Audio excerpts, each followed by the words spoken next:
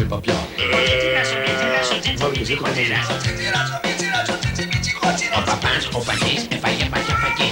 Γιατί παπαπαχή, έφαγες παχιαπακί. Γιατί παπάκι, πάει στην ποταμιά. Όπα. Απίστευτο. Κι όμως Ελληνικά.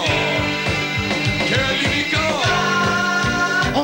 Στην Ιταλία, στη Γερμανία δανείζουμε όλο και μας χρωστάνε. Και στην Αγγλία και στη Γαλλία χωρίς εμάς δεν τα είχαν να φάνε. Και στην Ελλάδα τα κάνουμε όλα, βαράμε όλη την πασαβιόλα. Η πασαβιόλα και η Ελλάδα είναι η μέγα μεγλα ομάδα.